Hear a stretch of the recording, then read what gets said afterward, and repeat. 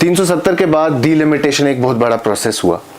Delimitation में कुछ constituencies को मर्ज किया गया और कुछ के हिस्से हुए, और अनंतनाग और पुंछ राजौरी जो कि एक बहुत बड़ी कॉन्स्टिट्यूएंसी है उसे मर्ज किया गया।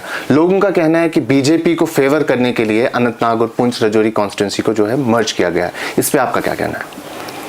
डीलिमिटेशन जो जम्मू कश्मीर के अंदर हुआ है वो एक कानूनी प्रक्रिया के सारे नियमों को फॉलो करते हुए हुआ है। डीलिमिटेशन कमीशन बनाया गया, सुप्रीम कोर्ट की जस्टिस रंजना देसाई साहिबा उसकी चेयरमैन थी। ऑनरेबल मेंबर पार्लियामेंट्स जो जम्मू कश्मीर के हैं ये उनके एक्स ऑफिशियो मेंबर्स थे, और जब जम्मू कश्मीर की असेंबली में 7 सीटें बढ़ा दी गई और 90 सीटें हो गई, और लोकसभा की 5 सीटें,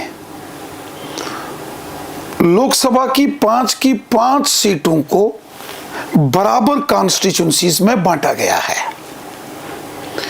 श्रीनगर पार्लियामेंट जो सीट है यहां भी 18 असेंबली सेगमेंट्स के ऊपर बेस्ड ये पार्लियामेंट की सीट है। बारामूला पार्लियामेंट में भी 18 असेंबली सेगमेंट्स हैं।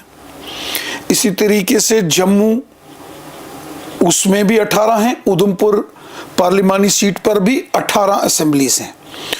और जब अनंतनाग का विषय आया तो यहां भी 18 होनी थी।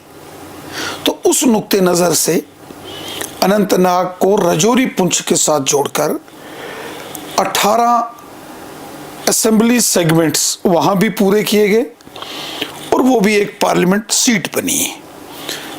और वो डीलिमिटेशन कमीशन ने उसको बनाया है। लोगों की राय मांगी गई थी, पॉलिटिकल पार्टीज की राय ली गई थी, और कहीं कहीं लोगों ने ऑब्जेक्शंस भी दिए थे। और खुद वफद जो है डीलिमिटेशन कमीशन का वो जम्मू कश्मीर आया था। वो 2 दिन जम्मू रुका, 2 दिन कश्मीर में रुका, आम लोगों से मिला था, और उसके बाद उन्होंने ये फैसला लिया। ये कोई स्पेशल जानबूझ के कोई पॉलिटिकली बीजेपी को फायदा हो जाएगा तो अनंतनाग राजौरी को जोड़ दो, इस प्रकार की जो बातें निकलती हैं ये बेबुनियाद हैं। ये कोई किसी सच्चाई के ऊपर बेस्ड नहीं है। हकीकत ये है कि डीलिमिटेशन कमीशन ने जम्मू कश्मीर की जो 90 असेंबली की सीट्स हैं उनको जब 5 पार्लियामेंट सीट्स में डिवाइड किया तो हर एक पार्लियामेंट सीट के हिस्से में 18 असेंबली सेगमेंट्स आई, और उसी के चलते अनंतनाग राजौरी जो कि कनेक्ट भी करता है मुगल रोड शोपियान के जरिए राजौरी पुंछ को, और वो आपस में जुड़ गए।